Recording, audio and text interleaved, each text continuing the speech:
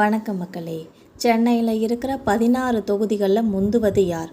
திமுக, அதிமுக, தாவேகா வேட்பாளர்களோட வியூகத்தை பற்றி தான் இந்த வீடியோவில் ரொம்ப விரிவான ஒரு தொகுப்பாக பார்க்கலாம் வாங்க. சென்னையை பொறுத்த வரைக்கும் 16 சட்டமன்ற தொகுதிகள் இருக்குது. அதில் எழும்பூர், திருவிக நகர்னு சொல்கிற 2 தொகுதிகளில் தனித்தனி தொகுதிகளாக இருக்குது.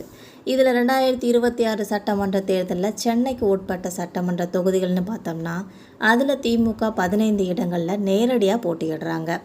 வேளச்சேரி தொகுதியில் மட்டும் காங்கிரஸ் கட்சிக்கு ஒதுக்கப்பட்டிருக்கு.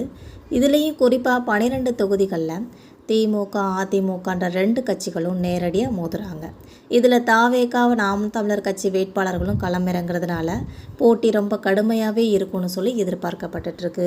இதில் ஆர்கே நகர் தொகுதி எடுத்துக்கிட்டோம்னா அதிமுகவோட சார்பில் RS ராஜேஷ் அவர்களும், திமுகவோட சார்பில் சிட்டிங் MLA எபினேஷ் அவர்களும், தாவேகா சார்பில் மரிய வில்சன் அப்படிங்கிறவரும் போட்டியிடுறாங்க.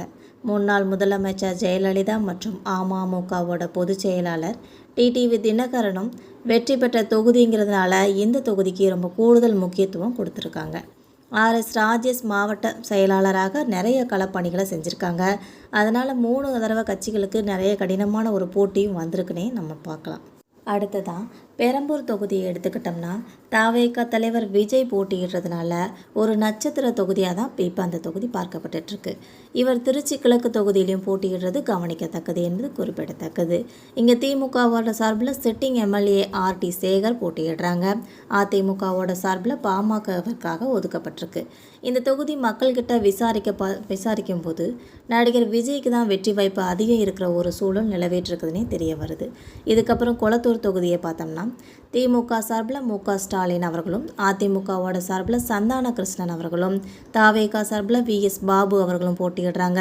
இதில் VS பாபுக்கு ஒரு தனிப்பட்ட செல்வாக்கு இங்கே இருக்குதுன்னே தெரிய வருது.